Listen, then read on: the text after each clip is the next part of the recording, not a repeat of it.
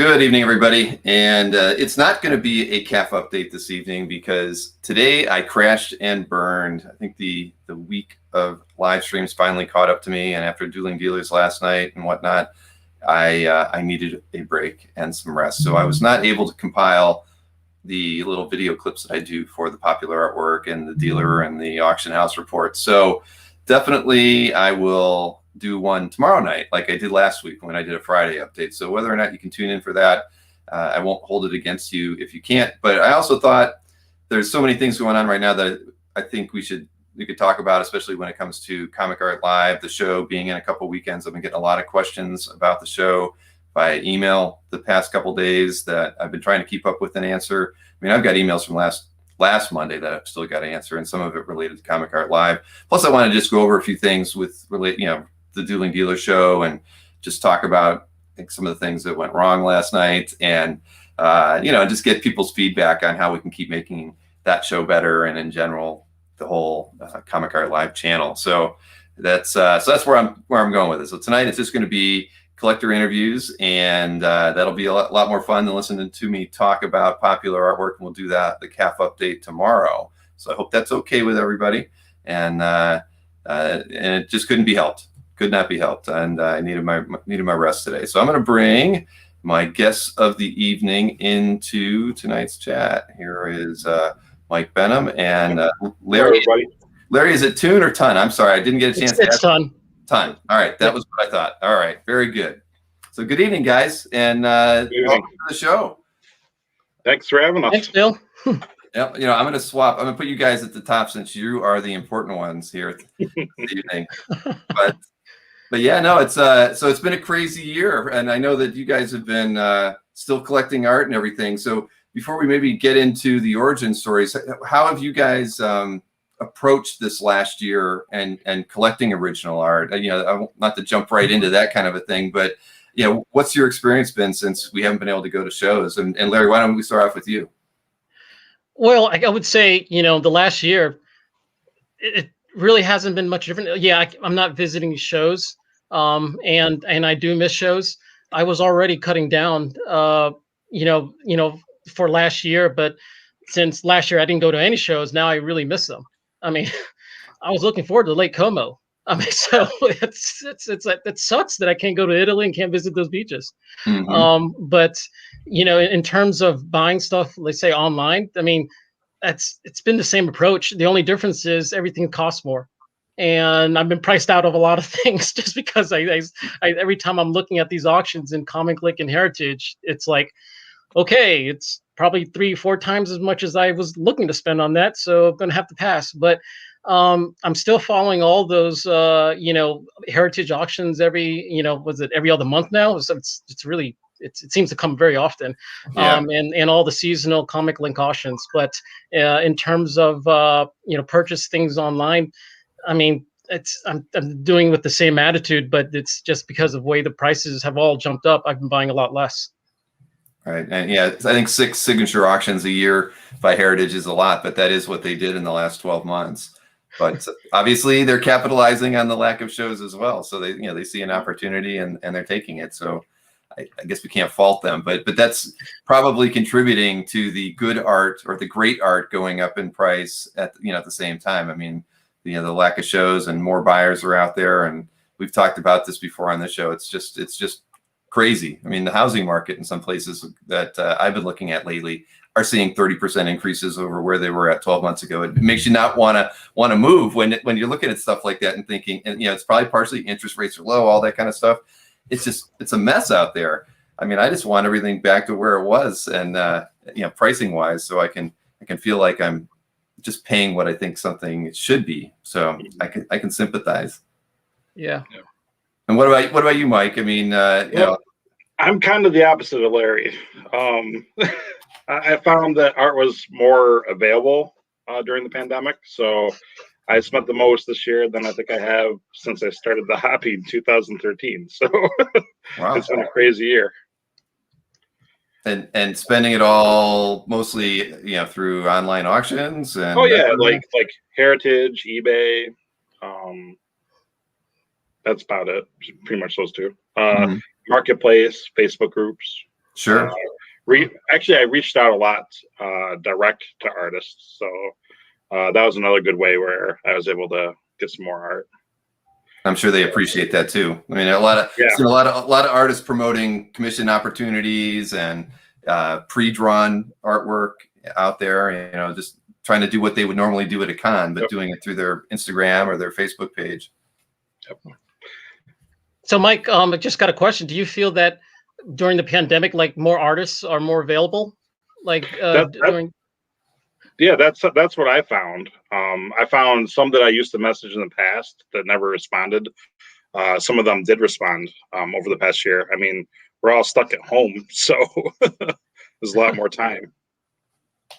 Exactly. No, well, that's worked out well for everybody, I think, at the end of the day, because it's made for some unique opportunities with artists that you wouldn't normally get. I've seen Frank Cho do like some special shows with comic shops, and they're helping him sell whatever he brought, and he's drawing and interacting with the people who are watching the live stream. I mean, those things just wouldn't have happened more than 12 months ago. So I think it's been really interesting, and I'll be curious to see how things stay the same, or maybe they change a little bit once shows start to come back. I mean, I did, I saw that MegaCon is actually going to try to have their 4-day show near the end of August. I mean, I don't know if that's really feasible or not, but they're going to try. So we're not too far away from the, in-person events coming back. But yeah, I think we're getting close. Yeah, I'm looking forward to it. Yeah, I mean, I've been collecting since about 2006, so I've made some friendships in those conventions, not just, other con-goers, but with some of the artists. So, I miss seeing like Ed McGuinness. I miss seeing like, Jim Chung. I miss seeing Alan Davis. I mean, all these artists. I was seeing them years before, and now I can't see them. I mean, I miss them more than I miss their art. So. Right. No, that's I can't wait for the shows to come back too, to be honest. And it was funny. About 2 years ago, I was like, I'm done with cons. I'm tired of going to them, and now I just can't wait for them to be back. So I'm looking forward to waiting in lines. I don't know about that part of it.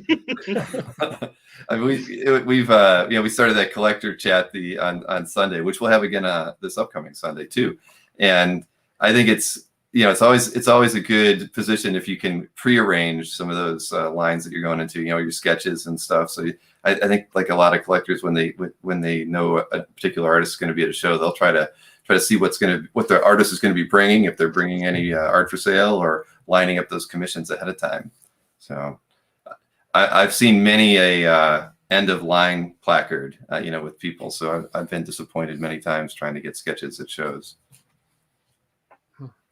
Sorry, I'm just reading a few of the chats myself, but so hey, so why don't we now that we kind of know about where you both started, why don't we go over your origin story and why you started collecting in the first place? And Larry, I'm going to start again with you.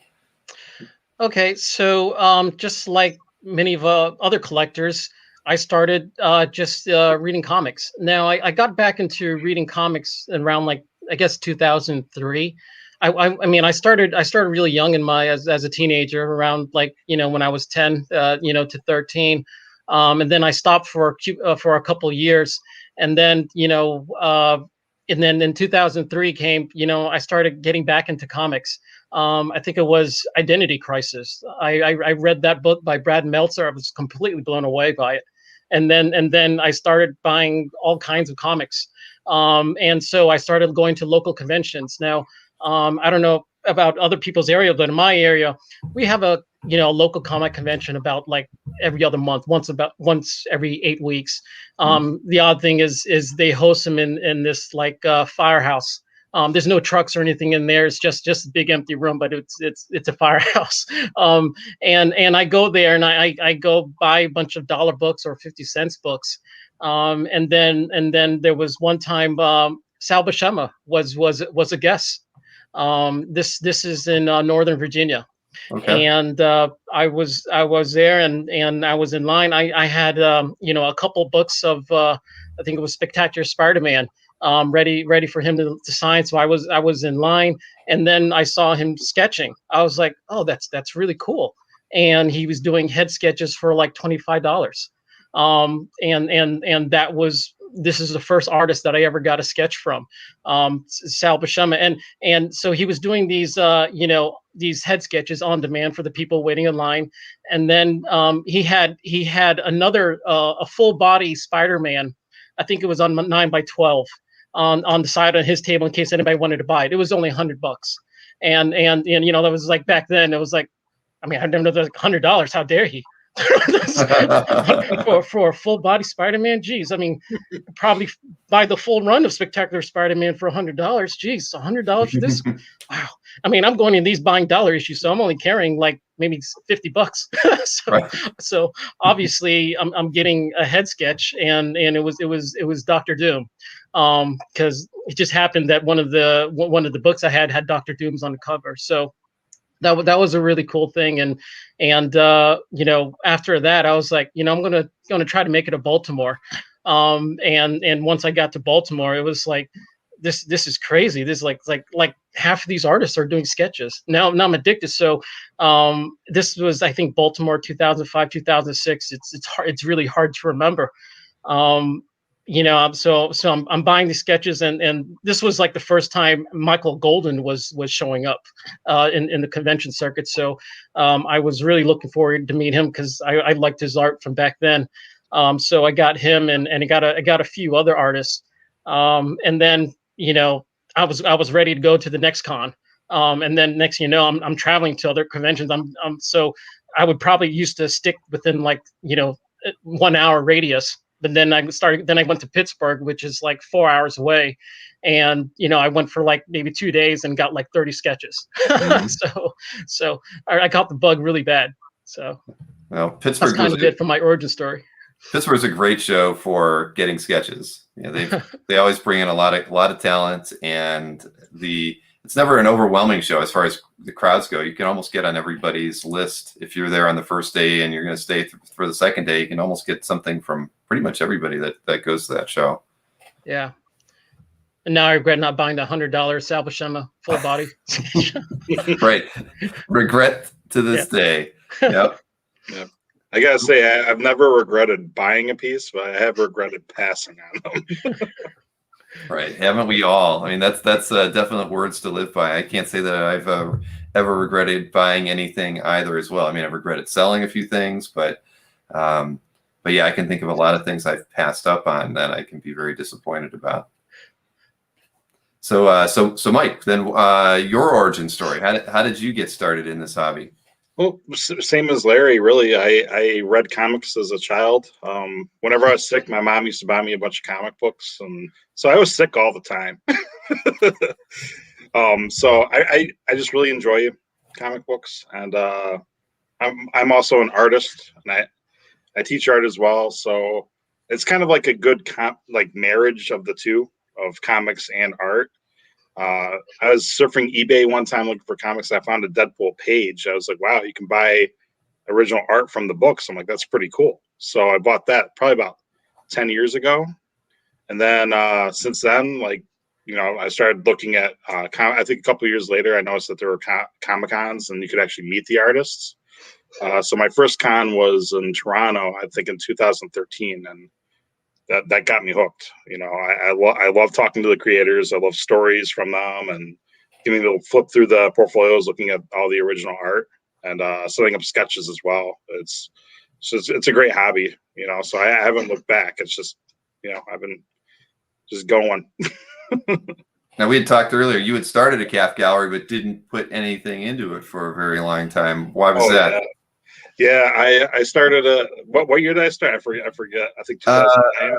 Let's see. Your CAF gallery started 2011. 2011. Well, anyways, I did not upload any art until this past year. 2020. That's it. Yeah, I'm looking at art. Yeah.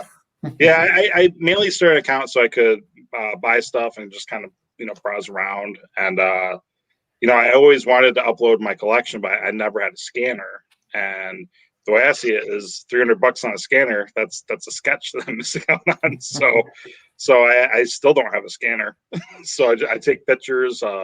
If the artist send me a scanned image, I upload that. But yeah, no, it was nice to finally upload it all, in a couple days. Right. Well, I mean, because that's one of the things. A lot of like, if say Larry's been on the site for a while and he's been using it for a while, and he gets an email from someone who has an account but doesn't have a gallery. There's always like that weird trust factor. Who is this guy that's contacting me? Why would they have a CAF account and not have a live gallery? So, I mean, I wondered, did you get any weird questions when people would email you early on because you didn't have a CAF gallery? Not really. I think I had one that was maybe a little hesitant to sell me something. But for the most part, no one really questioned it. Mm-hmm. But looking back, yeah, I could see how they would question it. Right. And here, So, Ben, go ahead. I will add to that. Say, if you do not have a gallery and you're asking me for to buy art for me, I refuse to sell it to you. it's done. I'm just not going to sell it unless you come out with a ridiculous offer saying like $100,000 for one of the pieces. Not even going to consider selling it to somebody if you do not have art within your gallery. I get those kind of emails like almost like every other week. It's like, I mean, I don't reply back, but when I'm going to sell, I'm going to try to feel like I'm giving it back to someone in the community, someone I know who loves it. But if I had known nothing about you other than your name in CAF, no, I refuse to sell. Right. Interesting story. I actually sold Esad Ribic piece to Larry. That's how I met him like a while ago. But how did was this before you had art in your CAF gallery? Yeah. So how did that connection happen? I think that was that Facebook? I don't remember. I know somehow I had it up for sale and he reached out and I sold it to him.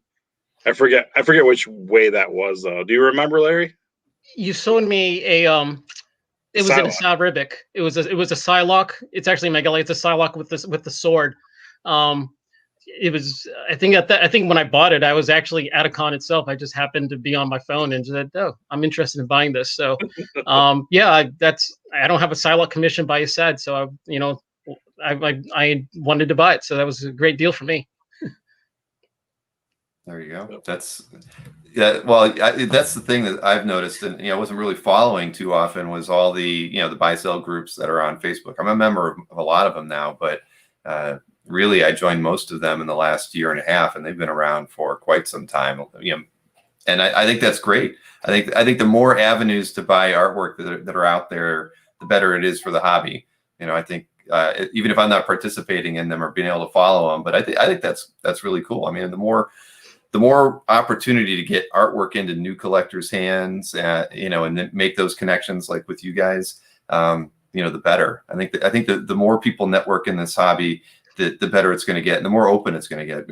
I always talk about my early days in the hobby. In the late '90s, it was all kind of to me, it was like this old boys club. If you weren't friends with somebody who's been in the hobby for 20 years, you usually weren't going to break into that circle. And things are so much different now. To me, it's so much more fun. And I think the hobby's expanded and become more popular because of that. And again, it's just at the end of the day, good for all of us. It's good for the artists who are selling. They're making a better living than they were 25 years ago, whether it's on the con circuit or it's selling their published work. So yeah, it's a very positive thing for all of us. So I agree. Sorry. Just reading through some of the comments. Somebody had said you were awesome, Michael. I don't know where that was, so I was going to pull that up on the screen. Someone said Larry refuses to sell to anyone. And there it is. And Benham is awesome. There we go. Thank you. I'll take that. All right. So I think that's I've heard somebody's reminding me to tell everybody to smash the like button on the show. That's obviously everybody knows I'm terrible at reminding everybody to do that. But if you're watching for the first time, please subscribe to the channel. Gets more views on our stuff. But so why don't we look at some artwork, Larry? Because you had mentioned the Sal piece, and I think that was one of the artworks that you sent me a scan of. It wasn't one of the first ones here. So I think if you don't mind, I'm just going to jump to that one and show that one first. Oh, absolutely. That's fine. Okay. So, and here it is. So I guess this is around 2005 or 2004. I mean, this is what you got for like, $25. And surprisingly, I never knew this when I met him.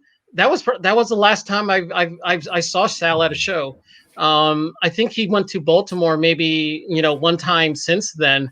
But I've never seen Sal since that that first day in that firehouse in that small local con.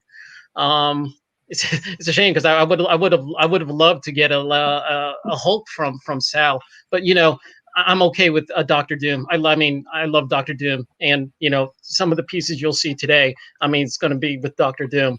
So yeah, this is what started that bug and started the decline of my bank account. No, it was a good choice, certainly, and I'm with you. I think I've only seen Sal at only one show, and it was at Pittsburgh, probably 2004 or 2003, and that would have been the last time. So, yeah, that's unfortunate. And I didn't think they asked him for a sketch, and I was collecting art then. I remember his line was very long at the show, and that was one of the times where I probably just wasn't interested in waiting that long to get a sketch from him. But I regret it because I thought you always think there's going to be another chance, right?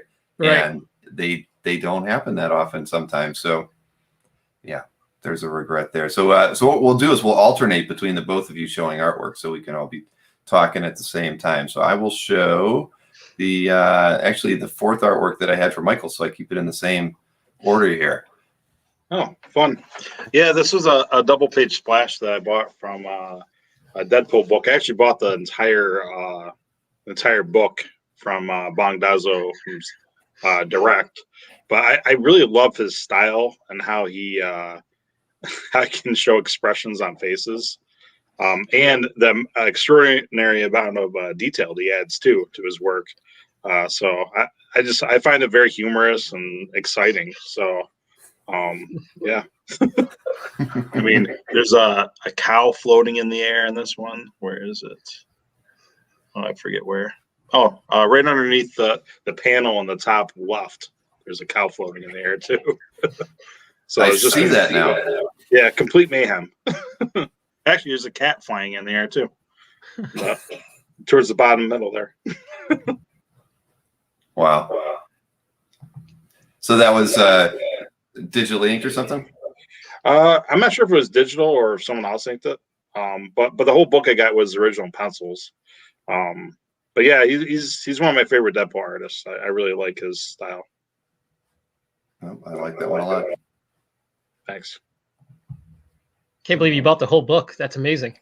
Yeah, that's pretty crazy. That was when I started too. I saw how much it was. I'm like, but this is so cool. I need to get it. So I got it. That's not a usual thing for someone to start off in the hobby doing something. Yeah, it was I bought the page originally off eBay, and then I bought that whole book before I was even in a Comic-Con. and reasoning because you love the art, or was the story that the story was cool. It was just a really fun story. It was Deadpool 33.1, I think. 33.1. But yeah, the story was fun, and like I said, just getting a whole book was really cool. So I decided to just jump on it. I have actually never owned a complete book. Larry, have you? No, I do not have any complete books of all of my years. And I remember seeing Bong selling stuff on eBay. I saw his Deadpool, but I didn't know I could have bought a whole issue. So that's smart for you. Well, the funny thing is that whole issue was up for sale for a long time, all the individual pages, every single one, but no one bought them because they were priced pretty high. But the last page I really wanted, the splash. So I just kept messaging and finally just said, "Hey, you want to buy the whole book for this price?" I'm like, "All right." Wow. It was all downhill from there. Yes. So is that the only complete book you've ever bought, or do you have other ones? Yes. All right. I wish thought you might be the one who's buying all these complete books from Felix. Yeah. No. No, I'm an art teacher. I can't do that. All right. Well, let's look at something else here. We're going to switch back over to Larry on this one. Sure. So this is Polaris by obviously Adam Hughes. And this is around the time when Adam was, he got into Copics. So by this time, I think he was like in his second or third year of using Copics at a convention. So um, when I got this, I got this at Pittsburgh. It was probably like the third Pittsburgh show I've ever been to. So I don't know if anybody has been at Pittsburgh, but Pittsburgh, they have some loyal artists who went there all the time, and this was before Wizard bought them out. So they had some loyalty with some of the artists and some of the vendors, but if you were one of the comic dealers on a Friday in Pittsburgh, you probably wouldn't be very happy with the show on a Friday because there weren't a lot of people at the show. So I bought a VIP pass so I can get in the show early, like 30 minutes early, but there was probably only 15 of us who got in the show early. so once the show opened, a few of us went to the beeline straight to the Adam Hughes to play that lottery system. But it was only like 5 of us before the show started. And I guess when the show opened, I guess maybe there may have been a few more. And at this time, I think Adam may have charged either $200 or $400. I don't know. I think some of my friends at the show would have known better than I, because a couple of us got sketches. But even I think it was $400. But I mean, it's been one of my greatest con sketch, if you can call it a sketch. And back then, and Bill, you're fully aware that Allison was knowingly undercharging on these sketches, and because she wanted to give back to, I guess, to all her fans, and Adam's fans as well too. So I mean, these were a bargain. But usually, if you went to another show, let's say you go to New York, I probably had maybe a 3% chance of winning the lottery of getting an Adam Hughes sketch. So when I went to Pittsburgh, my probability went up to maybe 20 30% to getting a sketch. So I went to that show specifically so that I could try to play the odds on getting an Adam Hughes sketch. I mean, he still does sketches. They're definitely a lot more. But one of these days, I hope to get another one. But yeah, this is probably may actually be the best sketch that I've ever got at a con that was actually drawn at the con itself. So feel very grateful for having this. It's absolutely beautiful, and I had never I'd got something from Adam probably around 2001, 2002. So still when he was just doing the pencil pieces, and I had never gotten a Copic piece. And the only way I ended up getting one was when I did his Just Say Ah website as a site design. So that was kind of the trade, was I got a nice Copic piece, and one for me and one for the guy who was doing a lot of the design work for me at the time, Chris Haggard. So yeah, that's great. And you're right. At the time, I think they were undercharging. Remember, every time they would increase it, they felt so guilty when they went from like 100 to 200, and then 200 to 400. But it didn't stop the lines, from coming in. I mean, people were willing to pay more, and so it was that was a really interesting time, I think, watching their pricing structure change, and then when they went to doing only 2 or 3 really polished pieces at a show for a while there too. So, but yeah, that's like a golden era of getting a work from Adam, in my opinion. Yeah. Oh, I do want to address one of the comments that from Odella. He said that Larry buys everything. Just look at his galleries; it's everything. And I will tell. I mean, I've told this to my friends. I guess one of the things I'm guilty of in this hobby is that I buy things if it's pretty. I mean, if I like it and the price is right, I'll buy it. I mean, sure. I actually don't care very much whether it's unpublished or published. Probably bad part of my part, because if I just focus on the published stuff, the value of those would go a lot more, and I'd probably make my collection be probably worth a lot more. But I mean, in the last since the day I started, I mean, really, I just pretty much bought anything that I thought it was pretty. So, mm-hmm. Hey, I'm with you. There's nothing wrong with that. At the end of the, I don't see anything wrong with that at all. I mean, I like published work, but I like getting commissions, as or even things that have been pre-drawn just as well. And in some ways, I always like spreading the money around the room rather than just focusing on one big piece that I want to buy when I go to a show. I'd rather walk away with 10 pieces and have, in most cases, given that money, to artists themselves versus, or their dealers, at the end of the day. But that's usually how I approach going to shows, is wanting to get as many pieces as I can. And I never go after that one big target piece because I don't know. It's just never been my thing. Right. And yeah, if anybody I saw somebody say I should show it. It's actually in my CAF gallery, right in my featured artwork at the top. So anybody that pops over there could see the Scarlet Witch image that Adam did for me. So let's switch over to you, Michael. And this is going to be another Deadpool artwork. Yeah, there's a lot of those. So yeah, this is a cover by Nick Klein. I think that's Deadpool issue 8, I believe. But I saw this for sale. Once again, this was actually Facebook Marketplace as well. I bought it from a fellow collector, but it's a really fun cover. And once again, you got mayhem, you got craziness, and that's Deadpool. So, I had to have it. Plus, I'm a big Nick Klein fan. So, that's a beauty. But there's no cows or cats. No, not in this one, but there's a pig face. Yeah, there's kind of a farm theme going on here too. Well, I did grow up downstate, farm country. So, and what's the medium in this one? I believe it's gouache. I'm not entirely sure. I didn't ask when I bought it. All right, it's some type of painting. I'll tell Aren't you an art teacher? I am. Oh, I didn't know you were an art teacher. Right? When you were saying you were a teacher, I just assumed you were talking to. Oh, well, then you should know your mediums then, because I thought it looked too vibrant for it to be watercolor. Oh yeah, no, I'm pretty sure it's gouache. But I mean, I'm not positive. Sure. I can't 100% say that. Hey kids, I don't know what this is, but here, grab a brush and start drawing. So but you had mentioned earlier, just out of curiosity, you said you were teaching online. Well, I'm in person and online. Okay. Currently, they call it concurrent instruction.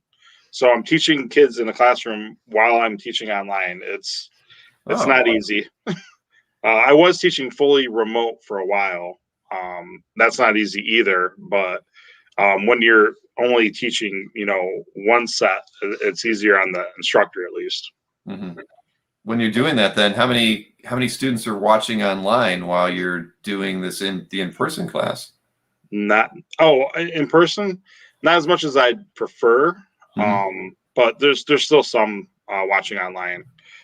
Starting next week, we actually have like another wave, to reopening.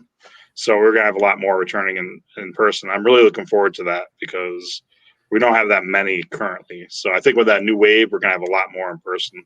There's a lot more you can do with art in person. So I'm really looking forward to that. Exactly. Well, I was just thinking with anything you're doing online or the people who are taking the course online, there's not a lot of opportunity then to even review anything with them after the fact because you're really in this the in-person studio classroom. Yep. Challenging times. Yep, it is for everybody though. Yeah, very true. Just have to adapt and move on. All right, Larry, here is another artwork from you. Oh, great. So if you look in my gallery, I do have a folder with just Alan Davis. And I've been very fortunate to know Alan over the last few years, get to know him, and I guess I'm one of his posses, but it was me and Paul, and we just became good friends with Alan Davis and even Mark Farmer as well too. So I always admired his run on Detective Comics, and I loved this Catwoman with the Batman chasing her, and some of you who were at Heroes when Alan is there, you may have remembered this. I mean, I know Rich Cirillo there because he picked up a nice Ant-Man from that convention, but yeah, I'll say I had 3 fingers on that day, like. I got the pre-dones, and because they're each of them were all in their own Mylars. There's just like they slipped through and fell on the floor. None of them got dirty. They were all in Mylar. Nothing got damaged, but that was a goof up on my part. This was just something that I just loved. I mean, this is Batman, and he's chasing a Catwoman, and he's defeated the villains. I thought about asking Mark Farmer to do a blue lines in this. Typically I don't go for blue lines personally, but with Alan Davis, the energy with just his pure pencils is just some of it cannot be captured with the ink. So I wanted to keep, I try to preserve as many of the Alan Davis's pencils as much as possible. To me, Alan Davis is one of the greatest artists in comics. There was a weekend, I guess it was probably 2019. I got to meet John Byrne, and I got to meet Alan Davis and Jose Garcia Lopez that same weekend. That was like me visiting like 3 of my Mount Rushmore artists at the same weekend.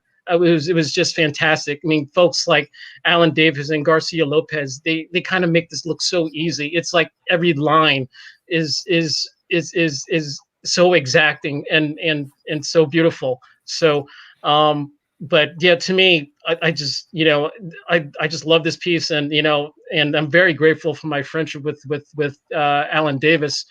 Don't really have anything else to say, but it's just one of my favorites in my collection.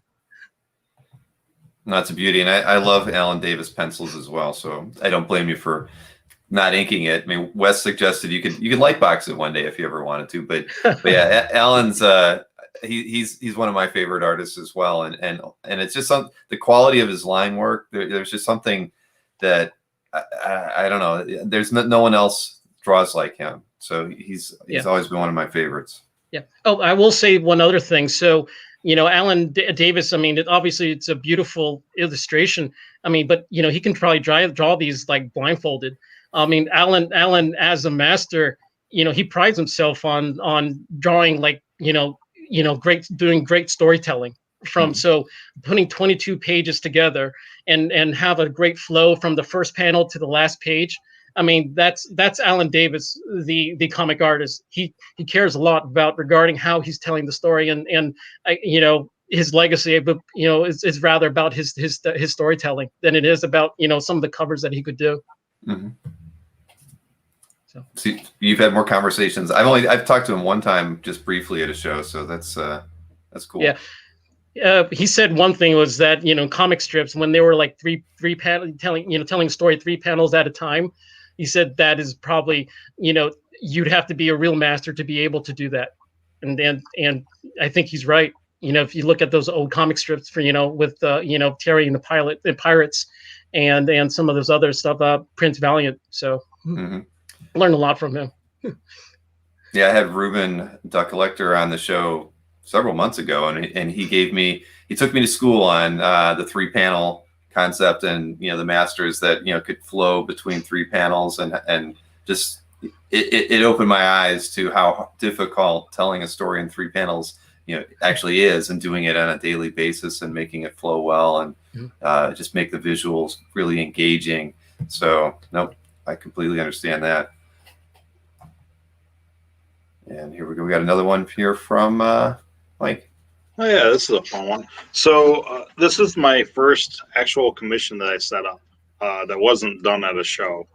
I met Ken Lashley at a local comic shop, and he's just a really fun guy to talk to at shows, and of course he's extremely talented too.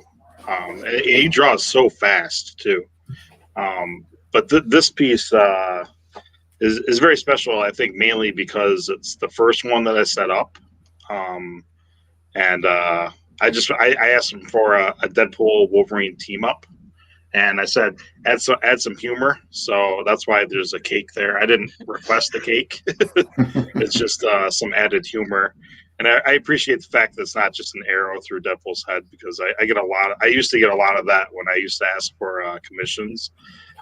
So but yeah, no, I'm very pleased with the way this turned out. No, it's beautiful. What size is that? 11 by 17.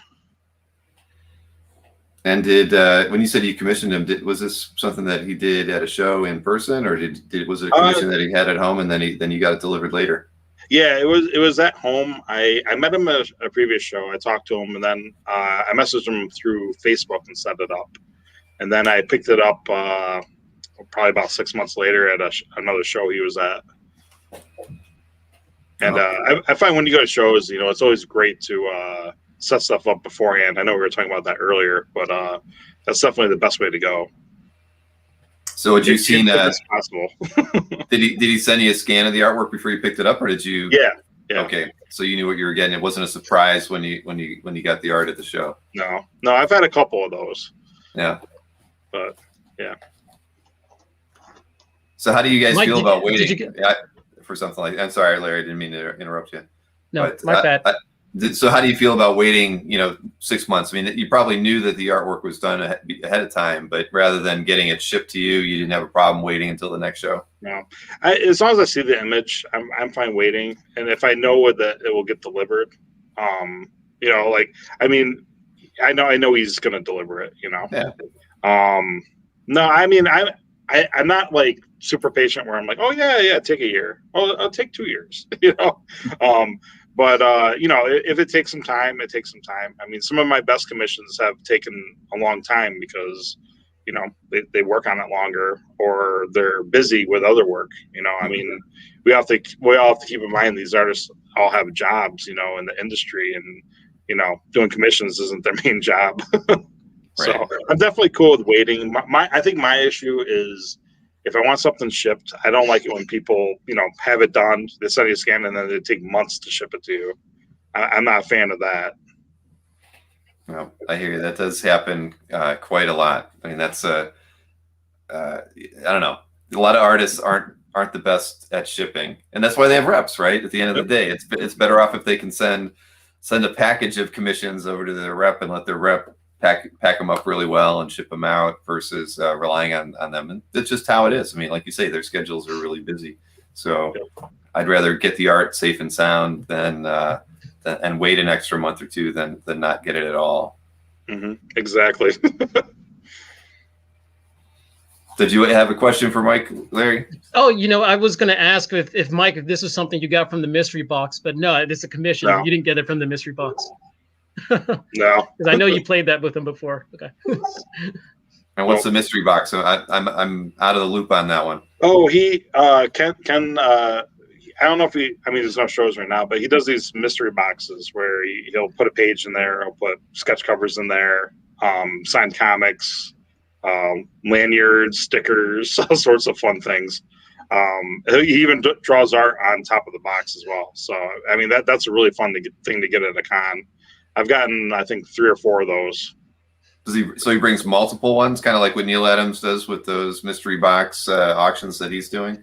Yeah, he'll bring some to shows and to sell some ahead of time. Like he does it differently. Yeah, well, that's cool. I can't say that I've ever run into anyone doing something like that at a show. That's awesome. Yeah, it's a lot of fun. All right, so John Byrne on this one, Larry. Let's take a look at that. Oh, okay. So I can't remember when I got this. I did get it from Heritage, and it was definitely something that probably should have gone a lot more. When I'm on Heritage, I do watch a couple pieces, and this one, I figured I would probably be outpriced on it. But I just happened to watch Heritage, and on the day of the auction, I was like, it was still like $1,000 or something like that. It was something ridiculous. So I was like, okay, I'm gonna have Heritage text me, and I want them to call me when this is in auction. So this was maybe, I don't know, 6 years ago. I mean, it wasn't a long time ago. I mean, this is when still, I mean, a lot of things in Heritage were going for 5 figures. So I figured this was something that probably go for like maybe $6 or $8 grand.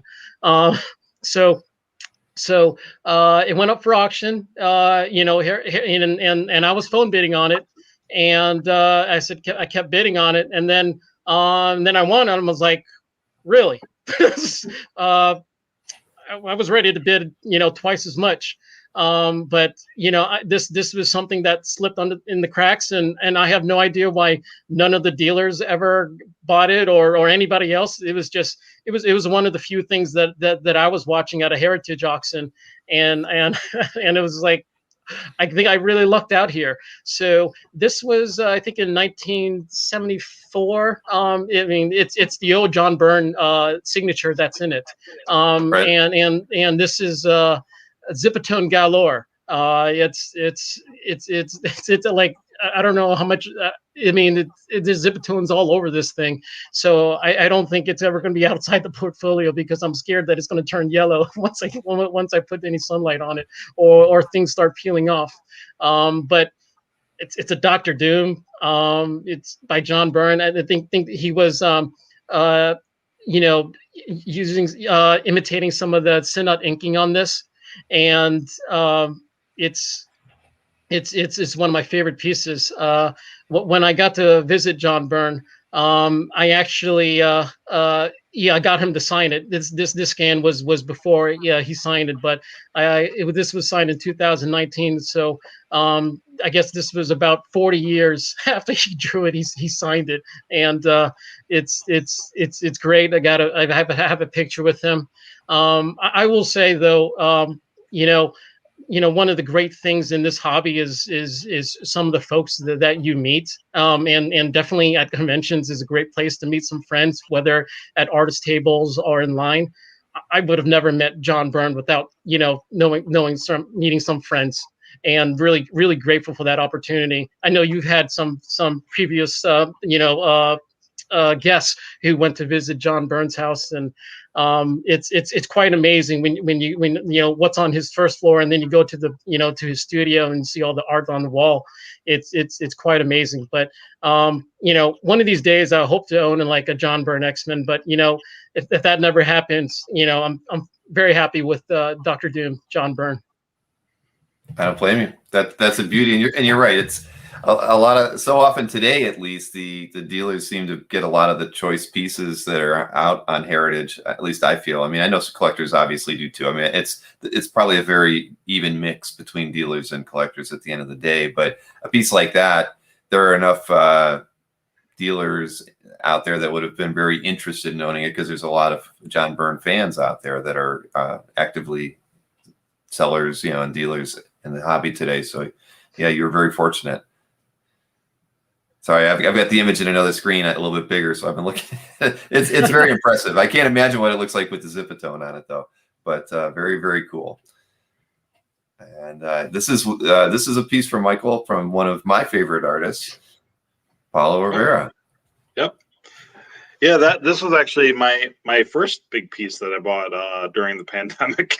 I actually was eyeing this for a long time on Splash Page, and I mean the price was right, so I jumped all over it. I think his painting really captures Sabretooth's ferocity. I think in this, like, he's definitely not a character you want to meet in the woods.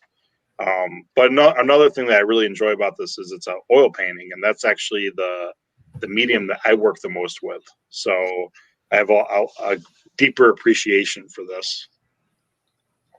Yeah, Paulo did a lot of his early work all in oils, and I think it was too slow for him. They knew what they were getting, like Marvel was getting when he was doing that work, but he wanted to speed things up a little bit, and so he stopped painting in oils. But I loved getting to see all these early works, because I would always help Mark Hay from Splash Page out at San Diego, and I'd see him at a few other shows too. But so I got to handle a lot of that. I probably held this once or twice before he sold it to you, because it was around a while. And definitely one of my favorite pieces. And because a lot of Paula's early stuff I thought was a little too dark. He had that one Spider-Man book, and as you know, oils are just tough to get a lot of light in them. It can get muddy in a hurry in a weird way. Yep. And this piece was just stunning. To me, it popped off the wall when it was hanging up at shows. Yeah, luckily for me, not a lot of people collect Sabretooth, so I think that's why it was sitting there for a while. But yeah, no, oil paint takes forever to dry. I think that's why I like it though, because I like going in and reworking it. Like I'll take a step back, maybe I'll revisit a piece a day or two later, and I'm like, oh, I should fix this, or I need more blending in this area. Then I can just pick up a brush and just touch the canvas and fix it right then and there. So I think that's why I really enjoy working with the oils. Plus, the paint's really thick too. There's a lot more you can do with it. Yep, I agree. I did a lot of oil painting in college myself, but I always got messed up on the drying agents and things like that. I usually screwed something up, so I stuck mostly with sculpture. It's like, wasn't a painter. No, that's fun too. All right, so we're moving over to another artwork from Larry. Oh yeah, so this is the cover to Gen 13 number 25. I will admit that the Gen 13. I mean, this specific number, cover number 25 wasn't my most memorable cover at the, of the series. But I'm just grateful to get any covers from Gen 13 with Campbell. And also I really admired the inker on this, Alex Garner. Alex Garner, as you may know, he's gone to more, doing digital art for Marvel, and his digital art is great. But I thought, when he and Campbell were working on Gen 13, I mean, that was, that was McCartney and John Lennon, and working together. I mean, they were great, and they made Gen 13 a #1 book in the 90s. So during the height of my collection as a teenager, I mean, Gen 13 was the hottest book, and having a Gen 13 is great. And every time I look at this, I'm actually amazed. I'm like, wow, it's actually a double pager, and it has so many characters, and the inking on this is so wonderful. But when I look back, I actually think of more of the earlier issues and the miniseries. But I'm very happy with owning a Campbell Gen 13 cover. I've had some people inquire about this, but and I've seen what recent Gen 13 covers have been selling for, but this is one of those pieces. I'm going to try to keep this with me as much as I can. Yeah, I don't blame you at all. That's a beauty. And a wrap around a boot. Wow. Yeah. I would love to have a Campbell.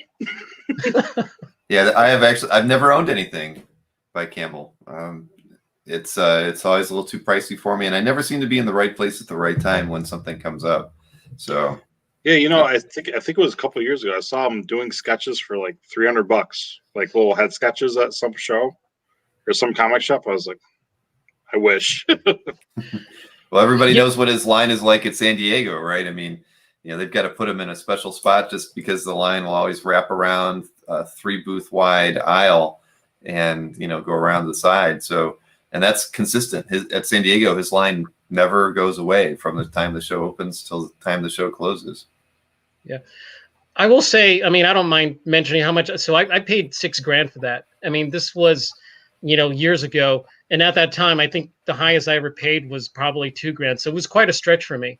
So I felt very fortunate that I said, you know what, Gen 13 covers. I mean, these don't come up, and it's very hard to find one even back then. And now they're all locked in certain collections. So this one required me a lot, just put everything aside so I can focus on buying this cover. So. Well, congratulations. Yeah, I would hold on to that one for a very long time. No regrets buying that. No. Oh, there we are.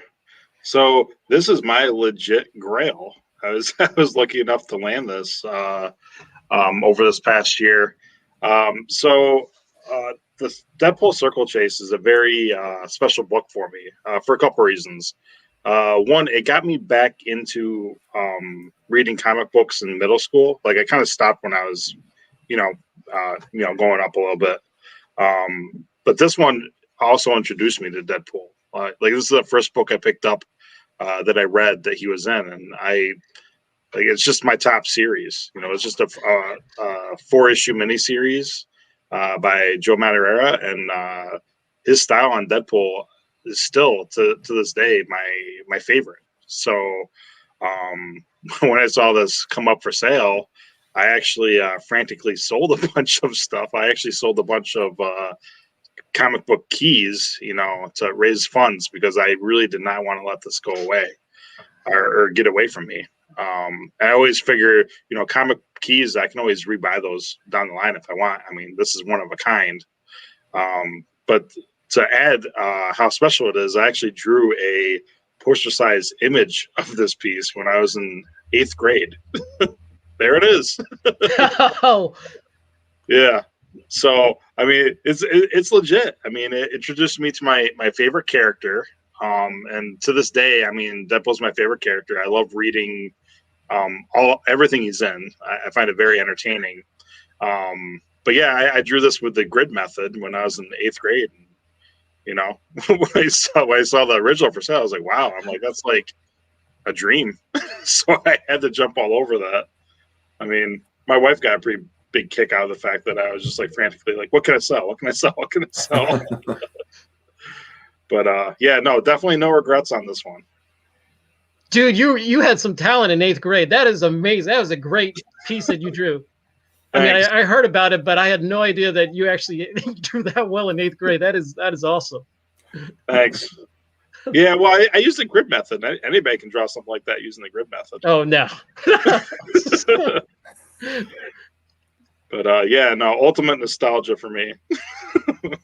That's awesome. Yeah, you know, something like that you would never expect to pick up. Now, that if I'm not mistaken, there was a Heritage. That was a Heritage scan. So yeah, you picked it up through a Heritage auction. Yeah. Yep. Yeah. Actually, the really cool thing about that book is I've always been looking for art from there, and I was able to pick up a page with a buddy of mine about, I think, 4 or 5 years ago. I saw 2 pages for sale, and you know, at the time it seemed expensive, but really it's not at all. So I'm like, hey, you want to split this with me? And so we each grabbed a page. But you never see pages for this book for sale. And then all of a sudden, when the pandemic hit, I mean, pretty much every single page from the series, besides the couple that we have, went up on Heritage. So I was like, oh man, I'm like all at once. So I kind of have a feeling that double page splash might, you know, show up, and of course it did. You know, when I saw it in the previews, I'm like, I gotta get that. Dang. Well, I can't. I drew a lot from comics as a kid too. You know, a lot of John Byrne stuff, just trying to teach myself how to be an illustrator. And I can say that I don't think any of the artwork that I remember drawing or copying have I ever seen available for purchase. So that's just amazing. You know, that you had, and you still have it. So yeah, I still have it. It's actually folded up behind me. But yeah, no, I mean, that was a really, let me just say, that was the most stressful auction I've ever been in. I can't imagine. I have actually never actively bid on a major Heritage auction, but I watch them. I watch the signature auctions all the time, and I just couldn't imagine being a bidder. I would have too much anxiety. You know, the funny thing is it was hovering at half the price that I bought it for a while. They got to that, you know, last call type thing. I'm like, I'm gonna get it, and then I'm like, it kept getting bid up. But I mean, I was close to getting it for half of what I planned, and then it ended up selling a little bit higher than I planned. But I figured just a little bit more. Like, I would regret letting it get away, you know. So I'm glad I paid that little bit extra for it. Yeah, like I said before, I've never regret buying something. Right, and that would have been one that you would have been incredibly sad about. Yeah. Because it meant so much to you. So yeah, especially if I saw someone else posted it up on CAF, I'd be like, oh. Yeah, it's not the same seeing it in somebody else's CAF gallery. Definitely not. All right, so this next piece is a pretty piece, and it's Larry's.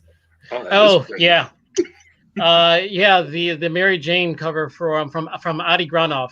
You know, for Amazing Spider-Man. So, so I guess when this start from the beginning. It's this. I remember, you know, I was on my way to the second ever, you know, Comic Art Con that was hosted in Jersey. I was going there with some folks from Richmond, Mickey Anamanthadu. I mean, that's I'm sorry, I may have butchered that last name, but you know, we were, you know, I hitched a ride with him and some of those folks from Richmond, and we took a road trip up to the New Jersey Comic Art Con, and on that way up there. I remember, I mean, someone had a copy of previews in the car, and I remember, you know, just flipping through it, and then I saw this cover in the previews magazine. I was just like amazed by it. I was just like, wow, that has to be the most gorgeous thing ever. And I didn't know who Adi Granov was back then. I was just like, gee, I don't even know how to contact Adi or how to do anything. I mean, I don't know where to start to reach out to get this piece or make an offer or find out where it is. I wasn't sure. I mean, I'm pretty sure it wasn't going to be at the Comic Art Con because it was in the preview magazine. So that was the first time I saw the cover, and I just fell in love with it. And then, you know, I guess a couple months later, this was actually on CAF for sale. Oh, wow. So, I don't know. I guess I was the lucky one, you know, just sometimes just at the right place, right time, looking at CAF. And I said, I'll buy it. And so, and soon it was, you know, I had it in hand, and to me, it's one of the best Mary Jane pieces, you know, in the last recent years. So, very, very grateful for this. And, you know, over the years, I bought more stuff from Adi because he started showing up at more cons. And, you know, I'm still a big fan of Adi Granov. Last year, I bought a Psylocke head that he did for charity to one of his friends. And, you know, I'll keep buying it. But this is probably the staple, you know, from Adi Granov that I'm going to keep. I know now he does fully painted, but this was perfect as is. So, yeah, love this piece. It's a beauty, that's for sure. No, I love that just the pencil work in that one. I wouldn't a color piece wouldn't have been the same. You're right. Oh, this is another fun one. I got this from Mel, or I can't talk. Melgrim. My first Heroes Con that I went to. I set it up with him before the show. I set up a full figure with the background, and I know he worked on. I think he inked the cover of his first appearance, I believe. So when I went to the show, it was kind of funny. I walked up to get the piece, and as he was signing my comics, he pulled it out, and I noticed the packaging that he had it in. I'm like, there's no way 11 by 17 fits in that. He had originally did a 9 by 12, and there was no background. So he was nice enough, you know, to do this about a month later and send it to me. And I'm blown away. You know, I really like the old school look of this. You know, once again, we got Sabretooth looking all scary. But, no, this is I see this. It makes me want to get something from Al. I mean, it's such a beautiful piece, and as far as, you know, an illustration goes, I mean, like you say, it's totally classic for the period of Marvel when Al was really, you know, very prolific. Yeah. And I love this image. This is, I mean, I'm envious. I would be a Sabretooth buyer when I see something like this. Nice. Yeah, you know, the other cool little tidbit of this is he actually did this right after he had eye surgery. Dang. Well, he was still at the top of his game there. Yeah, definitely. Hey, Mike, I got a question. What made you become a Sabretooth fan? Everybody knows a Wolverine fan. How did you become the Sabretooth fan? You know, funny story, kind of like along the lines with Deadpool. When I got back into reading comics, I think they all came out around the same time. That miniseries of Sabretooth by Mark Teixeira, that one got me into Sabretooth. I actually never read Sabretooth in any Wolverine comic or anything before that. I just read that series, and that made me like the character. And then I read, I think Lethal Protector Venom miniseries came out around the same time as well, and that got me into Venom as well. So I think it's just the timing of everything. You know, that's what I was really into, and you know, he's a cool looking character too. That's true. And which film that Sabretooth was in was the best performance for you for Saber? Performance, I would say Origins. Like, I think the personality and the performance was better with that one. Yeah. I mean, but the look was not there at all. Okay. Not at all. But the personality and the way he talked and like carried himself, I think was more the character. Mm. So you didn't like, what was it, Tyler Main or whatever the look was better.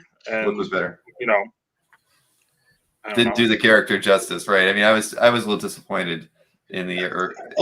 I honestly, I was just super excited to see an X-Men movie. Right. I was too, because I mean, X-Men was my favorite comic book, but I had really high. Like, hey, it's Sabretooth. Just like when Wolverine Origins came out, I was super excited to see Deadpool, and then they totally butchered him in that. I mean, you couldn't butcher him more than they did. But True. I was still super excited to see it when it came out. Yeah. No, I wasn't even going to ask you what was your least favorite Deadpool, because I knew which one that was going to be. Yeah. Yeah, it's a no-brainer. I think after tonight, Sabretooth art is going to go up in value. So, as I said before, I was a big Campbell fan when I started out, and I was going to conventions, but Campbell, that was definitely a piece that I really wanted. Just an original Campbell. I got this one before I got the Gen 13 cover, so I was always a huge fan of Campbell. And when I started collecting, really didn't know where to start in terms of getting Campbell. So I saw somebody post a Red Sonja done by Campbell on CAF, and then I contacted him. I was like, dude, how did you get J. Scott Campbell? I mean, I really want to commission. And so he told me to try DeviantArt. and so obviously I've never been on DeviantArt, but I created an account. I saw J. Scott Campbell's profile, so I messaged him and I said, hey, I'm a really big fan of you. Are you available for a commission? Would really love something. I see you're in WonderCon, going to WonderCon like next week. So would really want something. And J. Scott, I don't know if it was a week or 2 weeks, but he actually replied back, said, yeah. You know what? I actually, willing to do a commission. And this was actually after his Tall book was released. And I we spoke and we settled on a price, and I booked my plane ticket like 4 days before the convention. So I live in DC, so WonderCon's in San Francisco. So obviously I was trying to find the cheapest direct flight possible, and there weren't very many cheap flights, but who cares? I went there for one purpose only, and that was to meet J. Scott Campbell and get a commission. I didn't even think about what would happen if he didn't finish it. So it's just like he said he was going to get it done. So I really trusted him, and I got to WonderCon. It was the first time I went to WonderCon. We saw each other, and I was prepared for the size. This was like, I don't know, 9 by 25, something 10 by 25. It's a really long piece. And I found something to protect it, but I was very grateful for J. Scott Campbell taking my commission request and doing this for me. At the time, this was 1,500. I mean, this was more than a decade ago, and before that, I don't think I ever spent nowhere near that. Especially for a convention sketch. At that time, convention sketches were like $100. So, so 15. I just didn't care. I mean, this is J. Scott Campbell, and I really wanted him, and that's all I wanted in my collection back then. So, and I got this. And of course, now I had to figure out how to get this on the plane. It's tall and long, and luckily nobody gave me any issues. I was going to put this in the overhead bin, and there was no no issues putting this in overhead bin because it's long and slim. Of course, I was very nervous of anybody putting luggage anywhere near it. so I believe what I did was wait for people to put their luggage in, and then I put this on top of everybody's luggage. One of the folks next to me was like, "Is that art?" I was like, "Yeah." I was like, "Oh, okay. I'll make sure this doesn't get damaged either." So this was like probably my first major commission, and another great milestone in my collection career. So you were the weird one on the plane. I was going to say you had to put it on last. There's no way you would have put it down. Oh, I know. Yeah. But you didn't have a portfolio, or you didn't 10 by 25. I don't know. I'll tell you, when I would go to shows, I actually carried a bigger portfolio. I was probably the biggest dork around, because I carried just on the outside chance that I would need that portfolio. But I got one that was that would fit in an overhead. So a lot of times I wouldn't mind if it was first, because I was always worried about it like falling out or something like that, because I don't know. But yeah, okay. But what I did was I found some foam board on my way back and broke the foam board in pieces. So it was sandwiched between two thick foam boards when I put it in the overhead. So and it got home safely. Did you consider rolling it up and putting it in a tube? Back then I thought it was blasphemy to roll up art. My opinion has changed now that I've seen some other folks have successfully rolled up art, but it is a pain to also unroll it as well. Do you think about folding it? Never crossed his mind. So Stanley did ask, did you request the green background, or was that just kind of natural? It's rogue. You got to get green. It's green. Yep. It's rogue. There was no green yet. So he asked you like what color you want. So okay. Yeah. I was like, it made no sense to any other color. Yeah. Right. No, I would have thought the same thing. I just didn't know if you got to pick that, and if it was his choice. Right.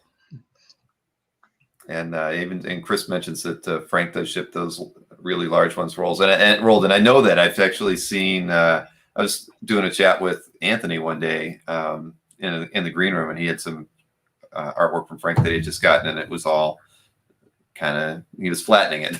It comes out curled, but I guess with those larger pieces, those are probably easier to unroll. I guess you just have to find enough books to flat. Right. But something like that, you're being narrower might have been a lot more difficult. Yeah.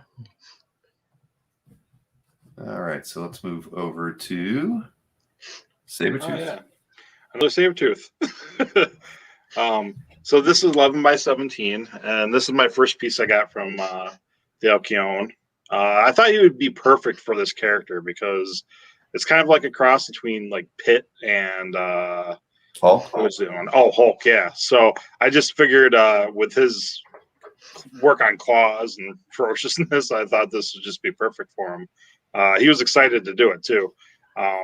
So I set this up at the Toronto Expo Con, and unfortunately, he didn't have time to do it there. But the cool thing is, I set up a 9 by 12 headshot. So I had to wait. I think it was about 5 months for him to finally get it done.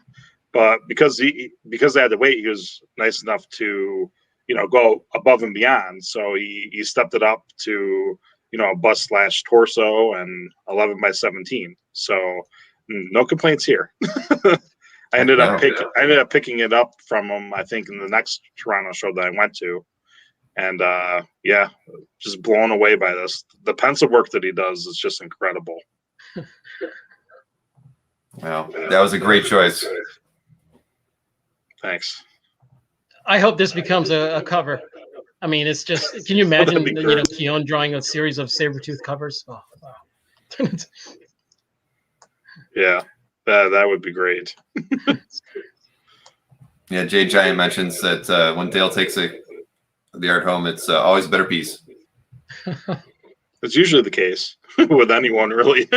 when you're rushed drawing at a con, these artists, they have to stop to give signatures and talk to people, even give interviews. So it's hard to work on a sketch and concentrate on that and all the noises around too. So it's probably better to encourage them to take it home. Yeah. All right. And coincidentally, Okay, so this is my Keon. So, Keon Hulk. This is a double pager. So this is 17 by 22. I have a few Hulks by Keon, but I will say, I mean, apologies to Herb Trimpe and Sal and Gary Frank, but Keon to me is the best Hulk artist. I've always loved how he drew the Hulk. He's big, he's ugly, he's nasty. I love it. It's just huge. I mean, to me, Keon Hulk. I will always look for Keon Hulk. I love Keon Hulk. So, any Hulk art I get, this is kind of measured against Keon now. To me, it's just Keon's my favorite. That's all I got to say. I don't blame you. It's a beauty. I mean, that's just crazy. And the detail in that, and nobody draws the Hulk like Dale does. I mean, this is just amazing. Everybody's got a lot of comments. Frame that. Holy balls. Larry busting out the Hulks. I will say, ML, unfortunately, I'm just not a fan of the McFarlane Hulk. One time I saw someone make a custom statue of the McFarlane Hulk, and it was not pretty. It was just not. It just did not look right. I'm not gonna hate on McFarlane because McFarlane is a great artist, but I was not a fan of his art. On Hulk. So glad I'm not buying it in that market. Well, I'm envious of this one. It's great. And let's see, Mike, I've got one for you as well. Oh yeah, Preacher. So funny story about how I got into Preacher. When I was in high school, I went on a road trip with my family, and I had bought the first trade paperback, and I liked it so much. I had my parents stop along the way at comic shops to buy the other ones. I actually read the entire series during the road trip, on the way down and on the way back. And Glenn Fabry's work on the covers are amazing. Once again, another painter. So I think that's what draws me to him. So I ended up setting up this commission, but there's an odd twist to this commission. I set it up through Berserker Art, and I had asked for a Cassidy on 9x12. So they ended up sending me 11 by 17 with Cassidy like scrunched up on the corner. And I think the mix-up was they thought it was for a jam. So long story short, I ended up sending it back and getting these other two added. And I think they turned out much better than Cassidy. So I have no regrets in doing that. So, yeah. Yeah, I don't know what to say about it. I can't say that I have ever heard of something like that happening. I've heard of people getting something that they didn't quite ask for, but clearly that's like so far off what they must have shipped you the wrong person's art or something. Either it was a break in communication or he's just a genius because he got 2 more sketches out of it. Right, exactly. So hey, I'm happy with it. I've never done any work with Berserker. So what was your experience like with them? It was smooth. You have to wait a little while to get it because it's overseas, but I had a good experience. That's all I got through them was that, that sketch. Okay. No complaints though. No. Okay.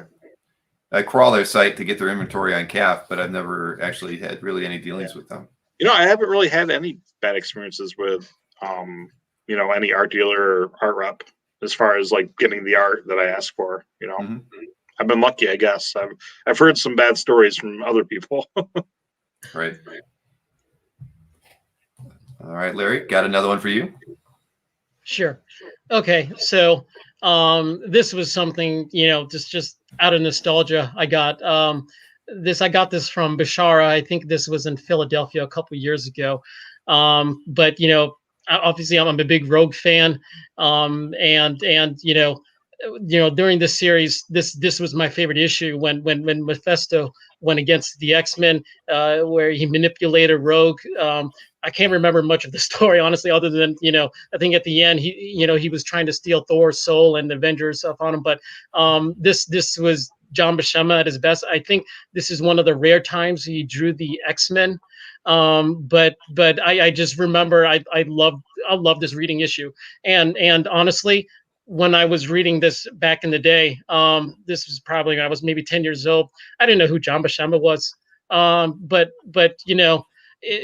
years later, I just realized why. Part of the reason why I loved that book was because the art was so beautiful.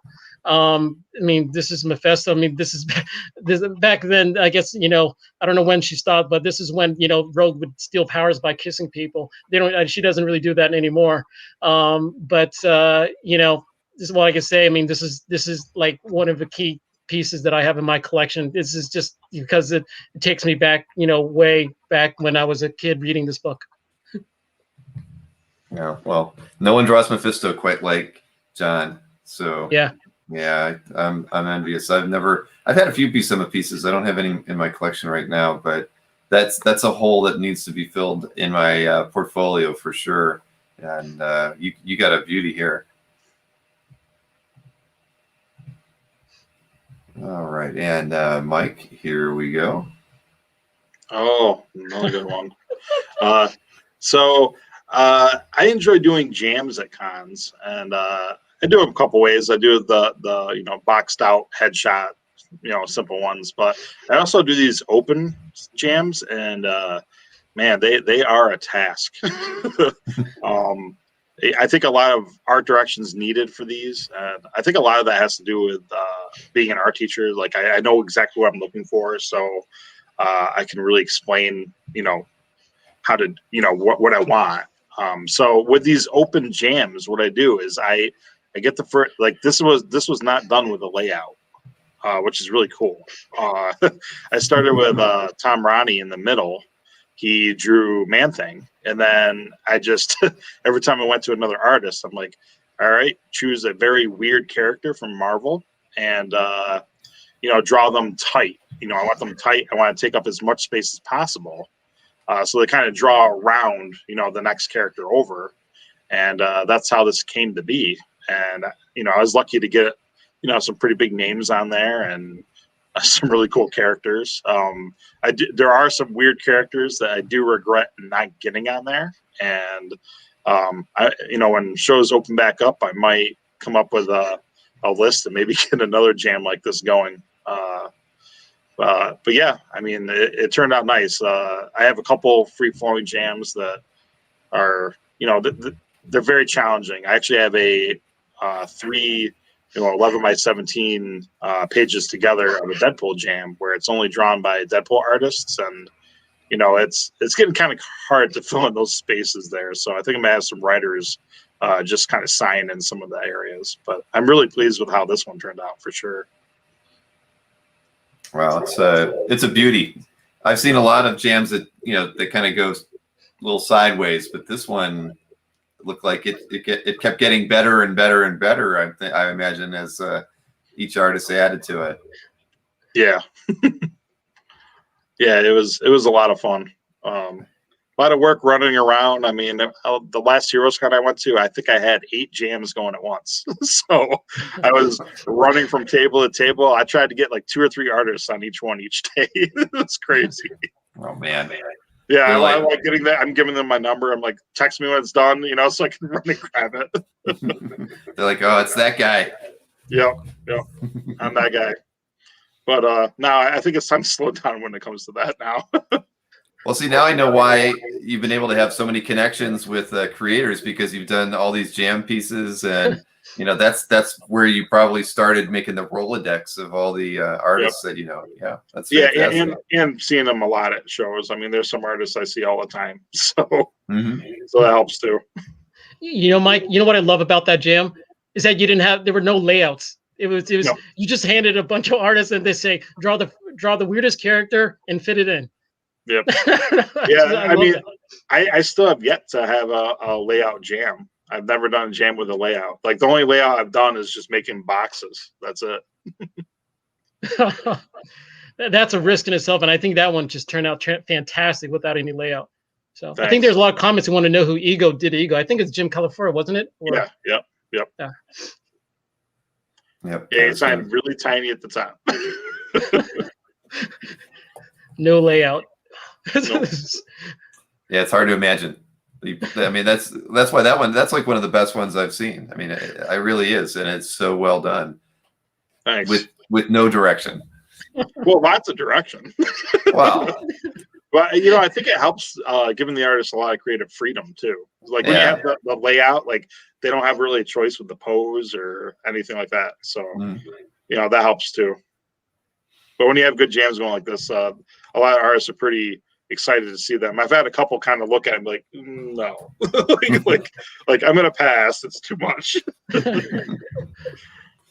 That's cool. I don't know if I'd have the stamina to do a jam piece like that. I'd probably get halfway through it and then give up. Well, after all the COVID weight I put on, I don't think I do it anymore. I can't do it now. All right, so let's see. We got this is the 10th artwork that we've got here from Larry. Let's pull that one up. Oh, wow. Okay, so I promised some friends that during this show I'm going to try to find some stuff that are not in my CAF gallery. So this is one of them. It's not like I wasn't intentionally holding out. It's just never got around to scanning of some stuff. So Spider-Man 2099 by Leonardi and Al Williamson. So there's a funny story to this. But first I want to say that where are all these Spider-Man 2099 covers? I mean, Leonardi did like about 25, 26 covers, and I see more Weapon X covers, by Barry Windsor Smith than I see Spider-Man 2099 covers by Leonardi. So, like, somebody has a stash of these 2099 covers, and I don't know where they are. I think this one and I think Paul P has one. And I think Leonardi has the cover to #1, but I mean, there's 20 of them out there, and I've never seen one. It's crazy that I could find more, Weapon X covers by Barry Windsor Smith than Spider-Man 2099. I never thought this would be like the last time I see a Spider-Man 2099 a cover on the market. Mm-hmm. But the reason how I got this was this was New York Comic Con, I think maybe 2016, 2017. And I've already spent all my money. I mean, I'm talking to Anthony and picking up some of my Esad Ribic commissions. And Esad is like, hey, come on, you want to buy anything else? I'm like, I already spent all my money. I gave it all to Esad. I mean, I don't have any more money. And he's like, I know you're interested in this Spider-Man cover. I'm like, I am, but I ain't got no money. And he's like, well, what about that camera you're holding? So I have this Nikon DSLR. I think it was maybe a D40 or something like that.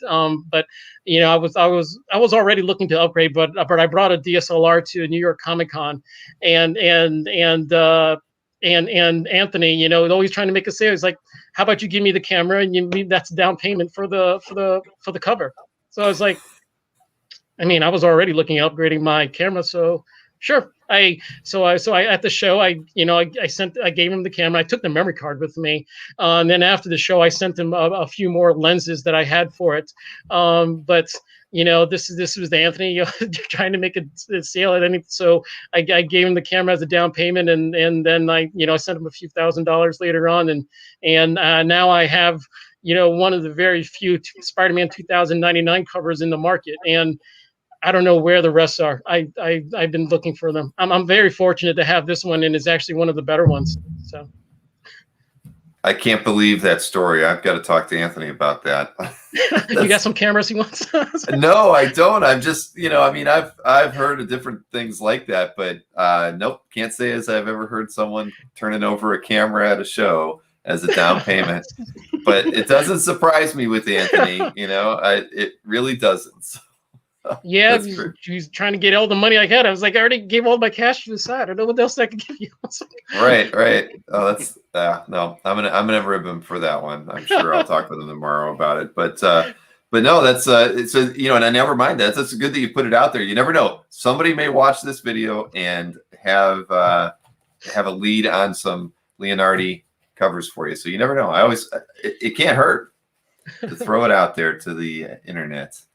And since we're on a Spider-Man topic, we've got another Spider-Man artwork in the exact same position, believe it or not. So I was lucky enough to pick this up from a fellow collector, Clayton Crane.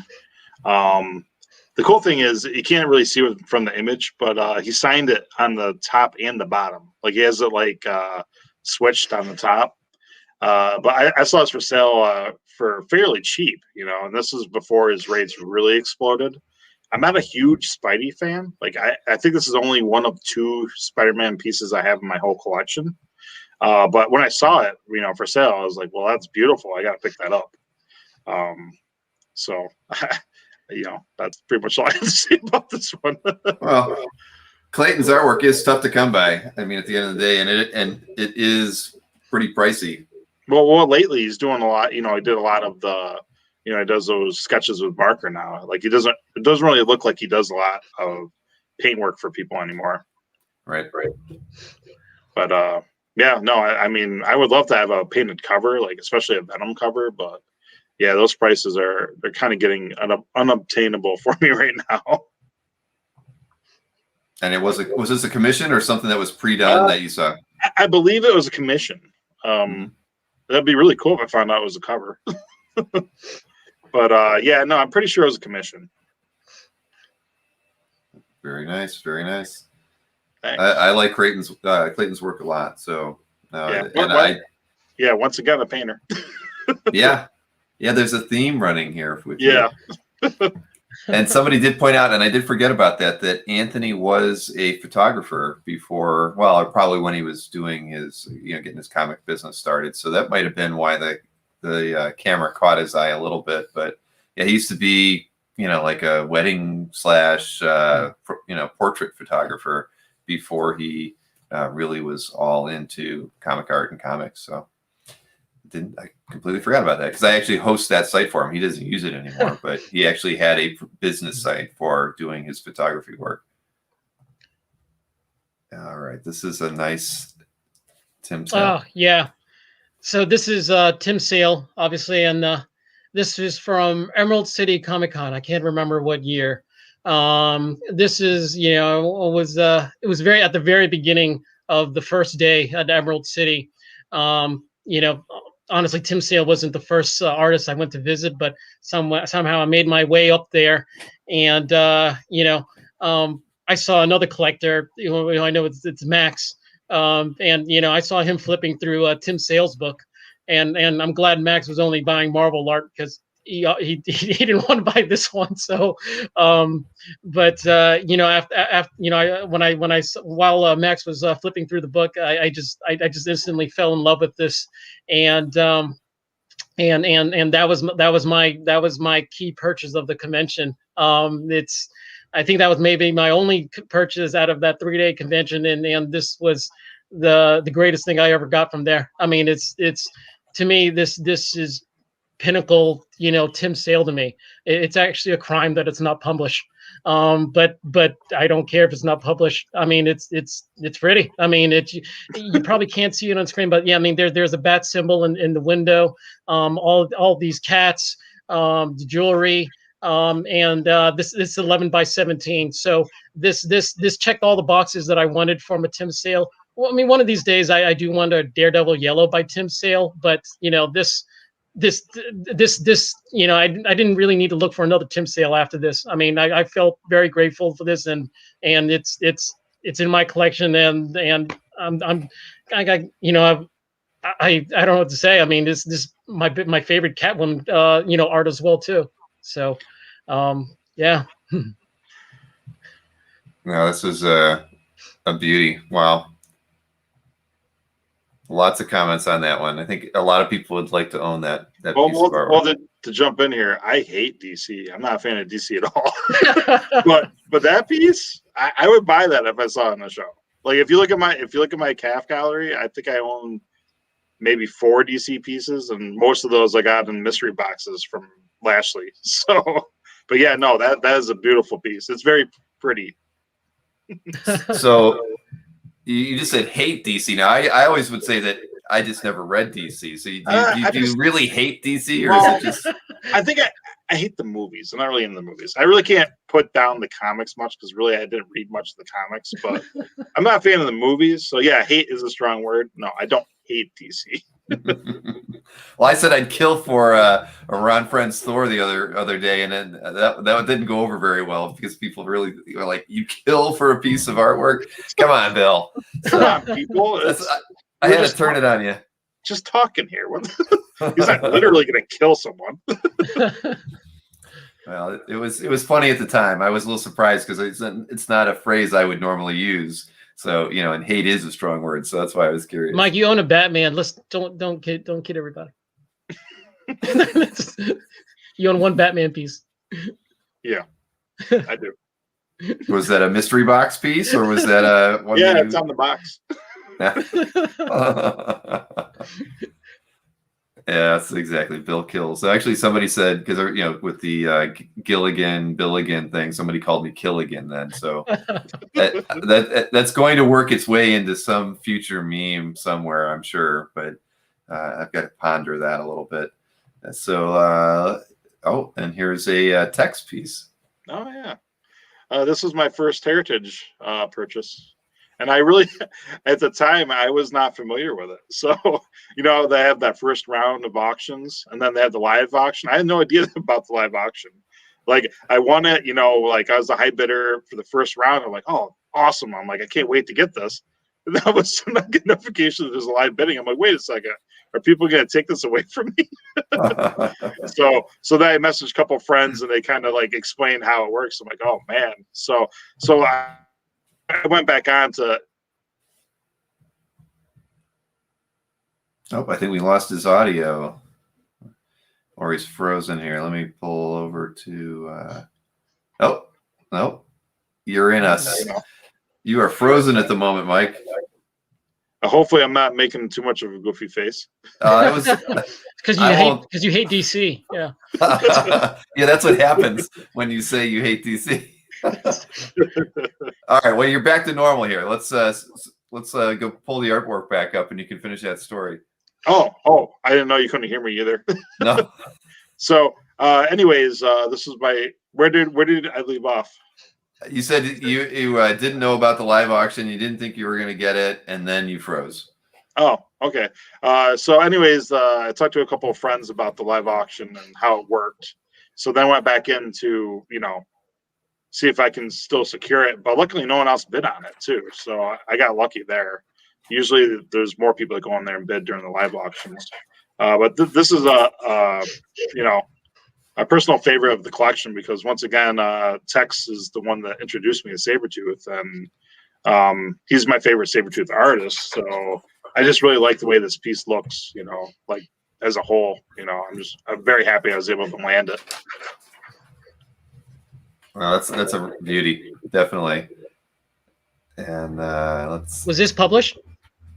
I don't think so. Someone asked me that before. They thought it was, but I've never seen it published anywhere. I feel like it was too. That's why I was actually Googling it while you were at the image. Cool if it was. I have a weird feeling that it was, but I can't remember where. It might have been like a promo image or something for, I don't know. I'm going to look around because I do. I think it was published. Well, keep me posted. I will. I will definitely let you know. And maybe somebody will let us know where it was, if indeed it was. Yeah. Oh, okay. Herb Trimpe. So, God rest his soul. I mean, to me, Herb Trimpe was one of my favorite people to ever meet at a convention.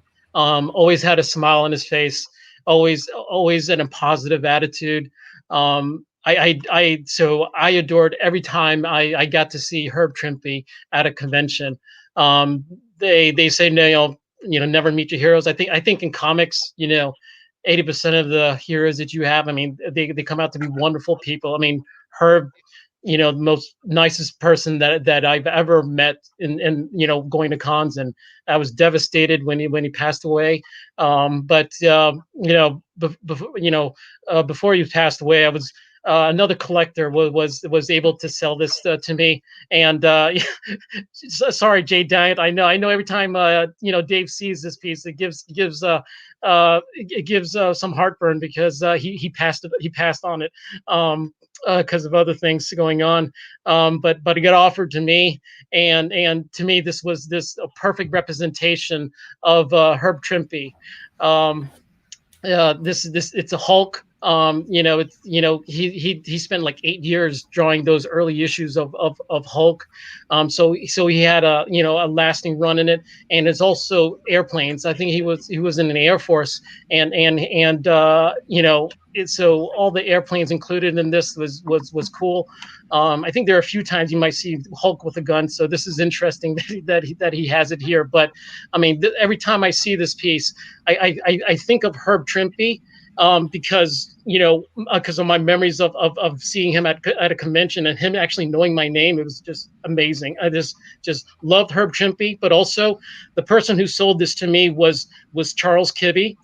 Those of you who know Charles Kibbee, he was in the con circuit, and he was very helpful with Heroes Con, and unfortunately Charles passed away during the pandemic. It was you know, he was in ICU after Thanksgiving, and I think he passed away sometime in December. But you know, this also, I remember, you know, my good friend, you know, Charles, you know, is so this is something that, you know, it's very sentimental to me, and I apologize to Dave, but I probably can't let this go. But if I ever do, it's going to go to Dave.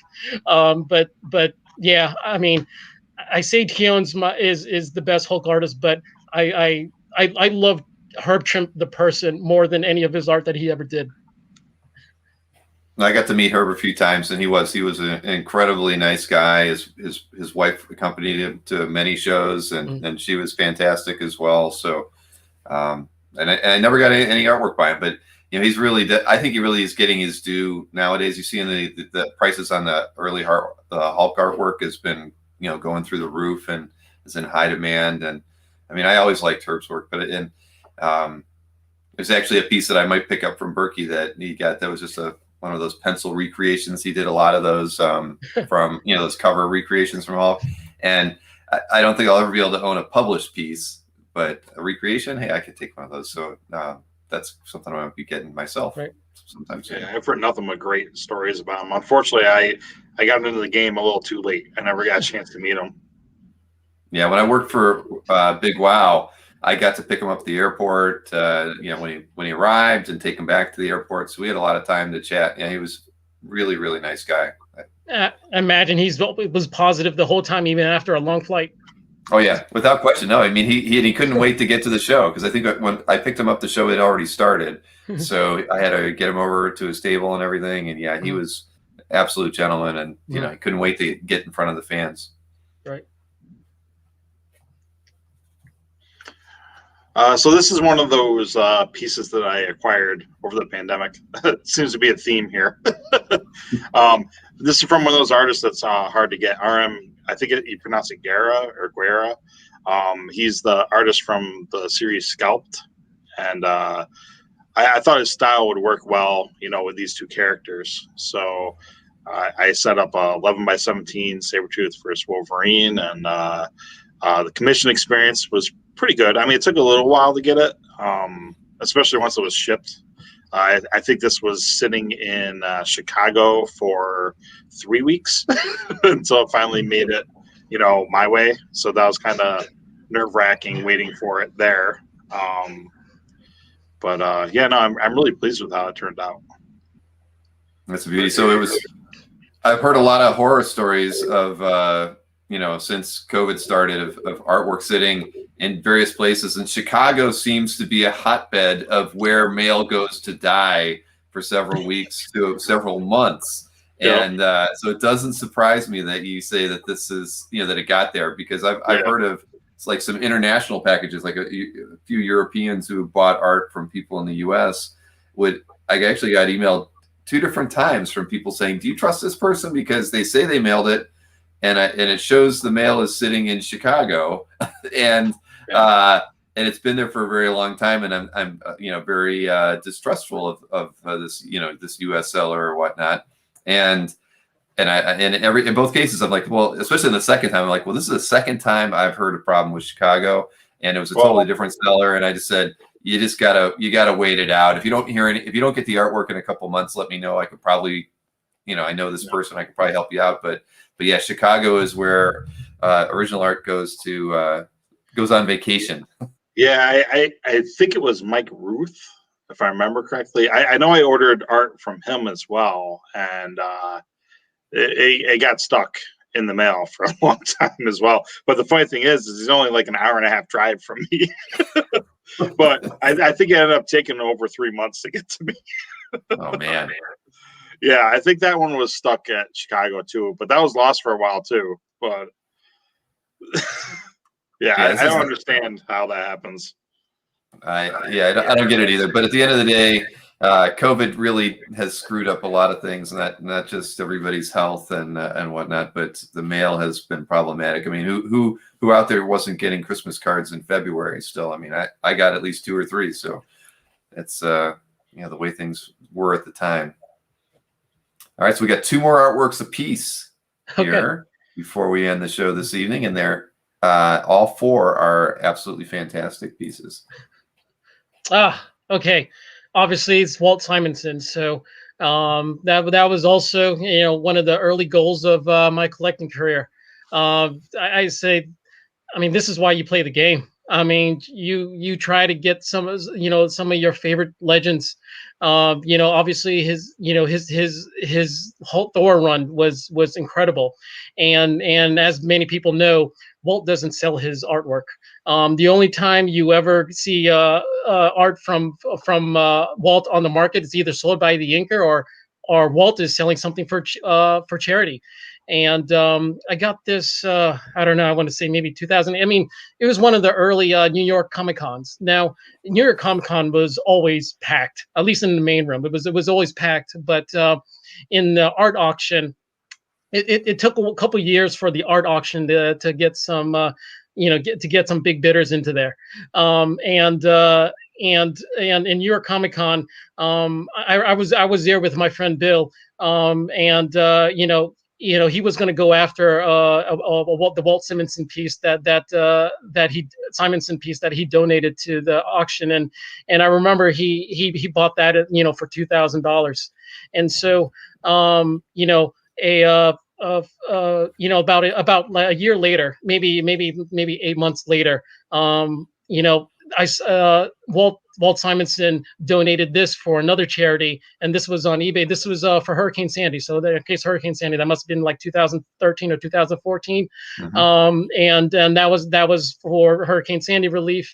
And since I already kind of knew where the market was for for Walt Simonson pieces, I was willing to go above what the market value was, and just so that I have this. I mean, this to me was the perfect, better rate bill. I couldn't ask for anything more from Walt Simonson. So I ended up, winning this for little less than $3,000, which is a little above market. But I mean, I have a Walt Simonson. I checked that box, in this hobby, and it's to me, it's one of my, greatest accomplishments. Years later, I bought another Walt Simonson that went on auction. That was secondhand, but this was my favorite because it was beta. Sorry. I don't blame you. As everybody knows, Thor was my favorite comic book character growing up. Even though I love the X-Men as a single character, Thor was my favorite. And when Simonson took over the book, it like renewed my interest in Thor, because there was a little period where I was like getting a little disappointed in it, and Simonson just blew me away. And as a character, Beta Ray Bill is one of my favorites. And wow, yeah, I'm very envious. Yeah, and I will say every positive thing I said about Herb, you can say the same thing from Walt. Walt is one of the greatest people you'll ever meet at a con. Yep, I agree. We had him on the in the November Comic Art Live, and he was interviewed by Scott Doonbeer, but I got to be the producer of that segment, so I got to hang out with him before that in the green room, and then after. And I had talked to him a few times before, but it was just, it was a very fun moment for me after not really being in front of anybody at a show in such a long time, and to be able to hang out with Walt even for 5 minutes was an absolute coolest thing I've done since COVID started. Really, he was fun to chat with, and he friended me on Facebook immediately after that. So that was really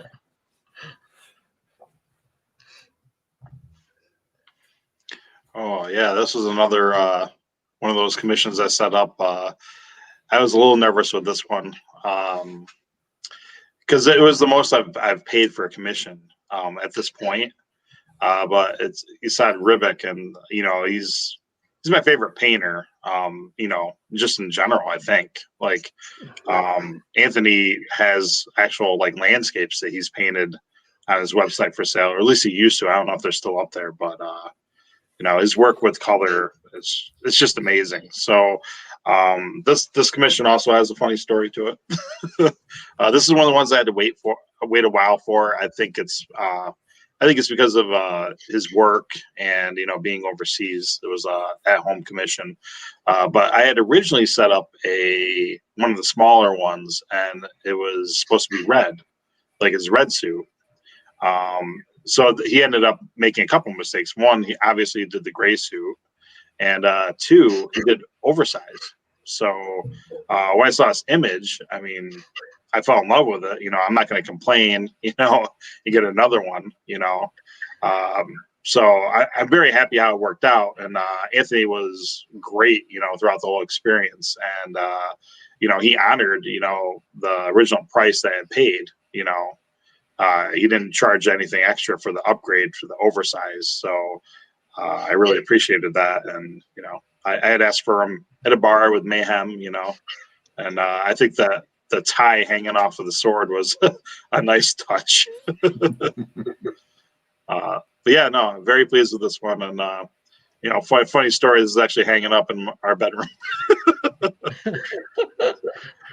My wife is always giving me crap about it. She's like, you got people murdered in their bedroom. Yeah, well, she wasn't going to let you put it in the den or someplace where everybody else could see it, so it had to go. Mike, the psychopath. Right. Exactly. But I know that I've heard Esad is slow on getting commissions delivered, but I do know that in almost all the cases, everybody's been really happy with what they get in the end. And I think also I know because Anthony always tells me that he gets like a package or two every year. So that's just how Esad gets the work to him. So he'll just stuff in whatever commissions he's got worked on when he sends things out, and he just doesn't. He could probably do it at least 3 or 4 times a year, but it doesn't sound like that's what he does. He only does it a couple times. Well, funny thing, he actually had a special like 300, for commissions. So I set up 6. Oh wait, here. All framed. Wow. Yeah, I got like a wall of Ribics. Turn it back. I want to see it again. Sorry, I got you full screen now. Yeah. So Sabretooth, Hogan, Taskmaster, Deadpool, and then in the corner you got Cable and Domino. Dang.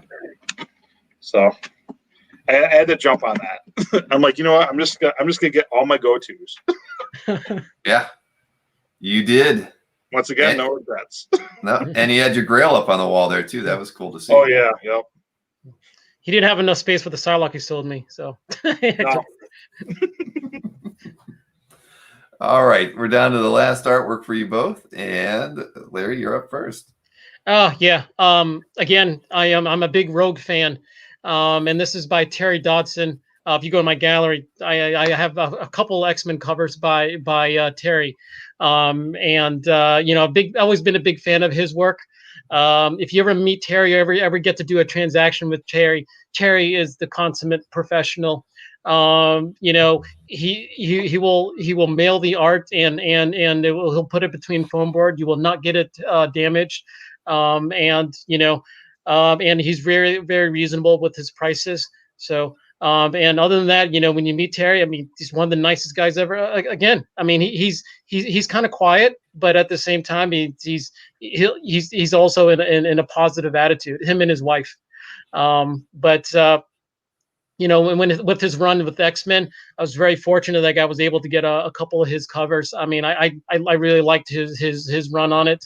I know some folks, there was very different going, from like Greg Land to Terry Dodson and to switching to another artist, because Terry has a very distinct style. But I read about almost everything that Terry draws. I mean, again, he's not just a cover artist, but he's also takes a lot of pride in his storytelling. So I find a lot of the stuff that he works on is fun to read. But this is a personal favorite because this is Rogan, and this is one of the best covers he did with featuring that character. I love this cover, and I was looking at your CAF gallery. You've got 9 Terry Dodson covers in your CAF gallery. So yeah, then they're all fantastic. I got a few more that I haven't gotten around to scanning, so I'll put them. Well, I can tell you that, yeah, you definitely. Well, you know what? Actually, I should let everybody know, because I did it right before the show, that I did link both Larry's and Mike's CAF gallery. Wait, I see Mike's got a. This isn't Dueling Dealers, but I linked both of their CAF galleries in the descriptions for the show, both on Facebook and YouTube. So if you're not checking out their galleries while we're talking here tonight, you should definitely check them both out after the show or sometime in the near future. So Mike, you look a little different right now. Yeah, this happens to me when it gets late. I get silly. You're going full screen silly for a second there. That's very, very nice. Very nice. That's an interesting mask. He's sleepy. Thanks. All right. Well, let's talk about your last artwork, since I don't want to keep you up too much longer. I don't know what you're going to look like next. All right. So this one, I actually don't have in hand yet. I got it from my friend Stephen DiFendini. He's actually a fellow art teacher. Now, I don't know who's on the scouting department for Marvel or DC, but I have absolutely no idea why they have not reached out to him, because his art is, nothing short of incredible. I mean, it's insane. I'm not familiar with the name. How did you? Well, I think my buddy Anker actually introduced me to him at a show, Garden State, a while ago, and I messaged Steven a lot and found out he was an art teacher, so we kind of like connected with that. And this character, I'm sure a lot of people are probably not familiar with her either. She's Outlaw. Her name is Ina's Temple. She's in she debuted in Deadpool issue 65, and she was in the recent Domino series as well. But I mean, it's a cowgirl. I mean, how can you go wrong setting up a cowgirl? I mean, Larry, it's a pretty piece, right? Yeah. Everybody's commenting on that mask you were wearing. That's funny. Yeah, and Steven's also an art teacher as well too. So yeah. he's doing these kinds of commissions or pinups on the side. Yeah, but I just don't see why he's not doing covers for like the big two. Well, it's all marketing, right? I mean, maybe they're not some people get all the good gigs, so I'm sure if he keeps up that kind of work, that he should get noticed. Yeah. I can't believe it went through 28 pieces. Wow. Right. And see, look at the time. See, it's right where we were talking about. Yep. We were going to hit 11 o'clock Eastern, and it was going to be, we were going to get through the artwork. I had a good feeling that we were going to be able to get through 28 artworks in the 2-hour window that we had. We're both talkers too. I'm surprised I know some of the pieces I didn't say much about. That's okay. But hey, Carlos he said, what was the artist's name again? Because I didn't even quit. Go ahead. Stephen DiFendini. DiFendini. How do you spell the last name? DeFendini, I think. I believe. Let me look. And is that in your CAF gallery? I usually wait till I have pieces in hand, but I do have pieces by him in my gallery. I have a Typhoid Mary and Saber Tooth and a couple other ones. Let me see here. Everybody wants you to show your most commented piece on CAF, I believe, but everybody's seen that artwork. Well, it's over my shoulder. I still can't believe that made that. That's pretty funny. Yeah. It was everyone enjoyed seeing that, I think. Yeah, it was like I pulled a prank on a group of friends of mine in the hobby, and one of them got back at me by doing kind of like a revenge sketch. So the funny thing is I actually gave him a sketch back as revenge. So maybe it'll turn into a thing. So if you start seeing lots of silly, goofy commissions popping up, that's probably what that's from. Yep. All right, I'll keep my eyes open. Because at first I was like, why is this artwork in my top comments list? then I found out. So Bill, thank you for hosting this. I mean, I hope the folks here who stuck around, hope they had some fun. You know, I was watching Nick Barucci's interview last week. I was like, wow, that's hard to follow. you guys went 3 hours. You guys went the marathon, and he had so many great stories. So that was a hard thing to follow. So, but I hope everybody was entertained. And please, if you like the video, hit the like button. Thanks for inviting us. Yeah, thanks. I had a lot of fun. I appreciate it. No, trust me, it was my pleasure. And I just love. I feel like every time I get the chance to talk to collectors, we're making more friendships with everybody out there, people whose names I've seen many times and never really had the chance to talk to. I mean, Larry, I've seen your, I've admired your collection forever, and so these are really good opportunities for me. And then, but during the show, we had almost 90 people watching at a peak time. So there's still 70 people tuned in right now. So these are really great opportunities for us. And I can't wait for us to be able to get together again in person. I mean, with these shows, because even by tomorrow, this show will have been watched probably 800 times between YouTube and Facebook. So the thing is, these are cool things that we're doing that are going to make connections for all of us going forward. And I appreciate the fact that both of you are willing to take time, and like everybody else that over the last year of me doing these has taken the time to do them, because it really is, I think, making the hobby a better place, and it's certainly going to make it a lot more fun when we can actually get together again. So again, so again, my hat's off to both of you for taking the time this evening, and for everybody for tuning in. It was a lot of fun, and I hope you enjoyed it as well. And so I don't think I have anything else to do until Sunday. So the Collector Conversation show, I encourage everybody to check that out, because it was really well received last Sunday. Had a bigger turnout than I've probably ever had for a debut of a show, and it went over really well. And there was more audience interaction than I've had in a long time. That wasn't a dueling dealers show. So I would encourage everybody to check that out. It'll be at 9 p.m. Eastern on Sunday. So Larry, Mike, thanks again. And everybody, thank you for tuning in, and we'll see you on Sunday.